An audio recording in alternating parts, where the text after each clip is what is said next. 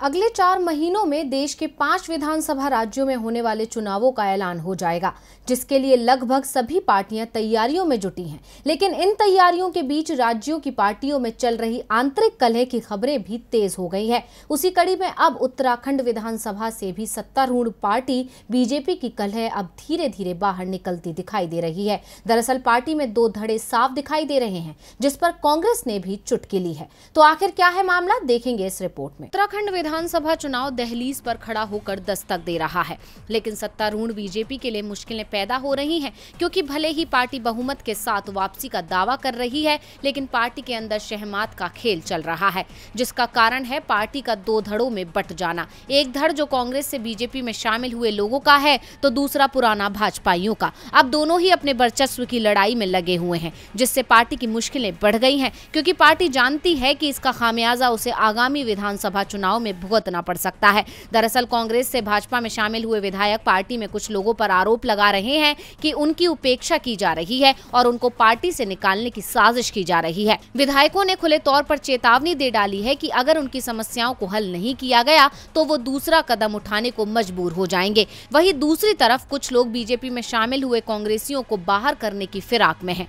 वैसे ये कलह तब खुलकर सामने आई जब मुख्यमंत्री के एक कार्यक्रम के दौरान कांग्रेस से भाजपा में आए उमेश शर्मा काऊ एक बीजेपी कार्यकर्ता वीर सिंह पर भड़क गए। दोनों में काफी देर बहस हुई, मामले में हाथापाई तक की नौबत आ गई थी। हालांकि बीजेपी हाईकमान डैमेज कंट्रोल की कोशिशों में जुटे हुए हैं, क्योंकि इस बात से हम सभी वाकिफ हैं कि उत्तराखंड एक ऐसा राज्य है जहां सिर्फ बीजेपी और कांग्रेस के बीच ही कांटे की टक्कर है, और कांग्रेस नेताओं के बीजेपी में शामिल होने के कारण ही बीजेपी उत्तराखंड की सत्ता पर काबिज होने में कामयाब हो सकेगी। अब बीजेपी के अंदर 2 धड़ होने से बीजेपी के आगे मुसीबत खड़ी हो गई है। अगर वो कांग्रेस से बीजेपी में आए नेताओं को नजरअंदाज करती है तो वो कांग्रेस में वापसी कर सकते हैं, और अगर वो बीजेपी के नेताओं को नजरअंदाज करेगी तो शायद वो भी पार्टी का साथ छोड़ दें, और चुनावों से ठीक पहले पार्टी में ऐसी उठापटक होना पार्टी को नुकसान पहुंचा सकता है। और कांग्रेस इसी ताक में है कि बीजेपी कोई भी गलती करे और उसका फायदा कांग्रेस को मिले, इसीलिए वो आग में घी डालने का काम कर रही है।